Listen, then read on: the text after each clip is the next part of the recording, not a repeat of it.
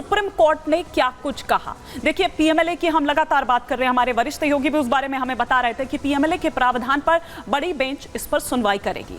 बड़ी बेंच अब चाहे तो अंतरिम जमानत में बदलाव कर सकती है, सिर्फ पूछताछ के आधार पर किसी की गिरफ्तारी नहीं की जा सकती है। ये वो बातें जो दरअसल कही गई कि गिरफ्तारी जरूरी है या नहीं, ये देखा जाएगा। जांच अधिकारी के फैसले को भी जांचा जाएगा।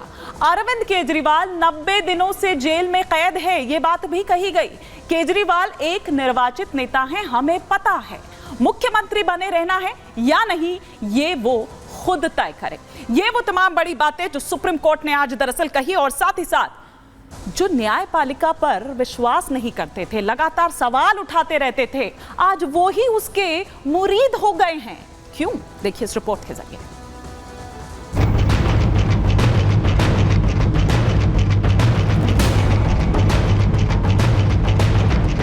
जो कल तक न्यायपालिका पर सवाल उठा रहे थे, आज वही लोग अचानक एक झटके में न्यायपालिका के मुरीद हो गए। जी हां, केजरीवाल को राहत मिलते ही आम आदमी पार्टी के नेताओं ने इसे सत्य की जीत और बीजेपी की हार बताया।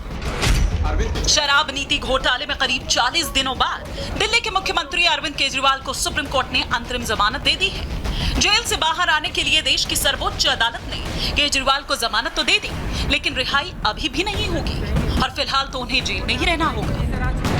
दिल्ली के मुख्यमंत्री और पूरी आम आदमी पार्टी केजरीवाल की रिहाई को लेकर आश्वस्त थे। पूरी की पूरी आम आदमी पार्टी देश की सर्वोच्च अदालत की ओर टकटकी लगाए देख रहे थे। कोर्ट ने केजरीवाल को राहत दी, लेकिन उनकी रिहाई अभी भी बाकी है। अभी भी केजरीवाल के तिहाड़ में दिन बिताने के काले बादल नहीं छटे हैं। ऐसा क्यों, वो भी जान लीजिए। दरअसल सुप्रीम कोर्ट ने केजरीवाल को ईडी मामले में अंतरिम जमानत दी है। कोर्ट ने सुनवाई चलने तक केजरीवाल को जमानत दी है। हालांकि केजरीवाल अभी सीबीआई कस्टडी में है, जिस पर 17 जुलाई को दिल्ली हाई कोर्ट में सुनवाई होनी है। लिहाजा कोर्ट ने मामले को 3 जजेस की बड़ी बेंच को सौंप दिया है। जब तक बड़ी बेंच में सुनवाई होगी, तब तक केजरीवाल तिहाड़ में ही रहेंगे। अरविंद केजरीवाल के वकील ऋषिकेश कुमार ने ये कहा है कि हमारे लिए ये एक बड़ी जीत है। अब मामला बड़ी बेंच को सौंपा गया है। केजरीवाल को आज जमानत मिल गई। हालांकि केजरीवाल जेल में रहेंगे, क्योंकि वो वर्तमान में आबकारी नीति मामले में सीबीआई मामले में हिरासत में है।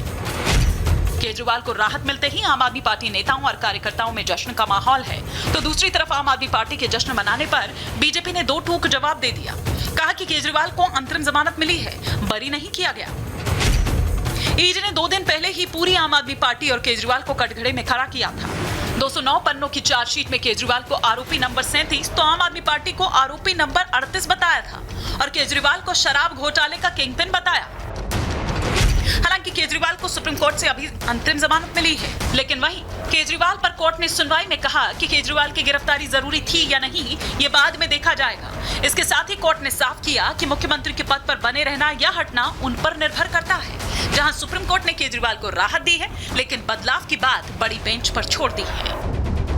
Bureau report, Republic Bharat.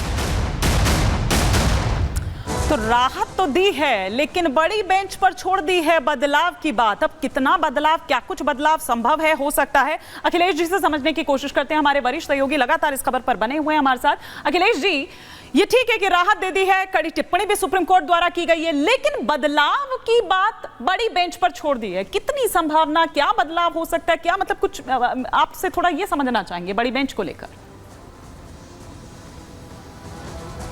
देखिए, प्रक्रिया ये है कि जब बड़ी बेंच को रेफर किया जाता है तो उसके बाद ये मामला चीफ जस्टिस के पास जाता है और चीफ जस्टिस ये तय करते हैं कि कौन कौन सी बेंच इसको अगली बेंच सुनवाई करेगी। क्योंकि ये 2 जजेस की बेंच थी, हो सकता है बड़ी बेंच चीफ जस्टिस 3 की बनाए, या हो सकता है कि इसमें कोई उनको लगे संवैधानिक सवाल है तो 5 जजों की बेंच बनाए। उस बेंच को ये तय करना है कि सेक्शन पीएमएलए का सेक्शन 19 जो है, जो गिरफ्तारी का आधार बनता है, उसमें जांच अधिकारी के क्या अपने मन से गिरफ्तार कर सकता है, क्या उसके जो आरोपी है उसके फेवर के तथ्यों को नजरअंदाज कर सकता है।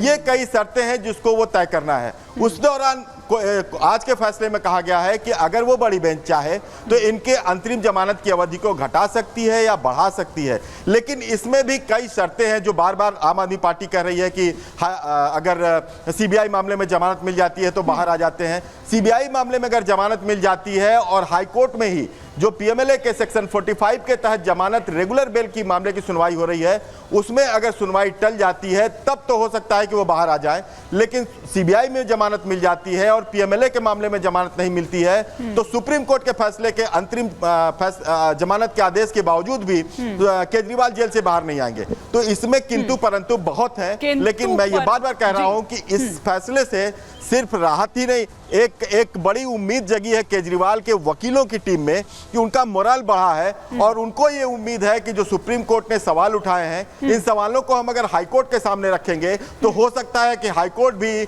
जमानत दे दे। लेकिन ये सारी चीजें भविष्य के गर्भ में है, क्योंकि इसमें बहस काफी लंबी होनी है, हाईकोर्ट में जवाब दाखिल करना है, उसका जवाब सीबीआई और ईडी को दाखिल करना है, दो जमानत के मामले हैं, तो एक तरह से कह सकते हैं कि वक्त अभी लंबा लगेगा, लेकिन केजरीवाल को, उनकी पार्टी को, उनके वकीलों को यह भरोसा है कि ये एक रास्ता खुला है और हो सकता है कि इस रास्ते के पीछे हाईकोर्ट का भी रास्ता खुल जाए और जल्दी केजरीवाल बाहर आ जाए। लेकिन जो कानूनी पेचीदगियां हैं वो अभी भी बहुत, बिल्कुल बिल्कुल, लेकिन जिस किंतु परंतु की आप बात कर रहे हैं अखिलेश जी, वो मेन है, क्योंकि किंतु परंतु अब भी है, पेच अभी भी फंसा हुआ है कई। मैं आऊंगी, लौटूंगी आपके पास अखिलेश जी, लेकिन मायने अब इसके क्या हैं जरा वो हम आपको समझा देते हैं कि अंतरिम जमानत के मायने क्या हैं।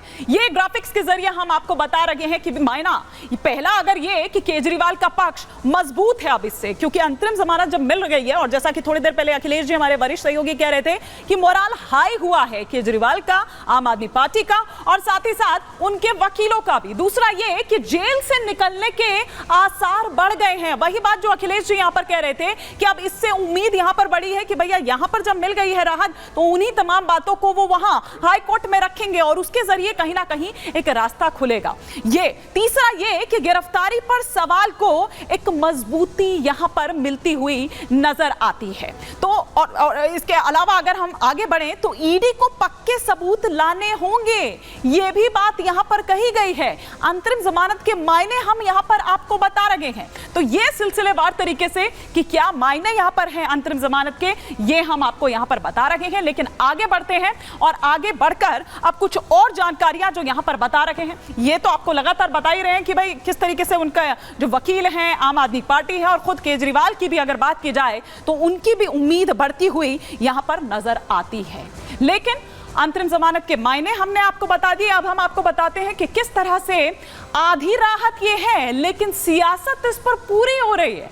आम आदमी पार्टी क्या कह रही है, सुप्रीम कोर्ट का फैसला केंद्र सरकार को एक बड़ी सीख है। अब देखिए किस तरीके से वो कह रहे हैं कि केंद्र सरकार मनमानी करेगी तो फिर उसका घमंड तो टूटेगा।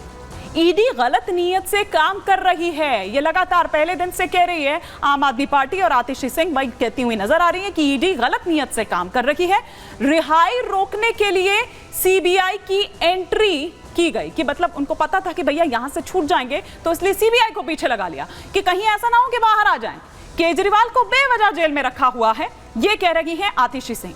वो ये कह रही है कि बीजेपी जानती थी कि सुप्रीम कोर्ट से जमानत मिल जाएगी, जबकि बीजेपी का क्या कहना है अब ये आपको बताते हैं कि बीजेपी ये कह रही है कि केजरीवाल के खिलाफ भ्रष्टाचार का मामला है, कोई ऐसा वैसा मामला नहीं है और सिर्फ जमानत मिली है, मामला खत्म नहीं हुआ है, ये बीजेपी कह रही है। वो ये कह रही है कि जनता जानती है कि केजरीवाल ने घोटाला किया है और सबूतों के आधार पर ही उनके ऊपर यह केस चलेगा।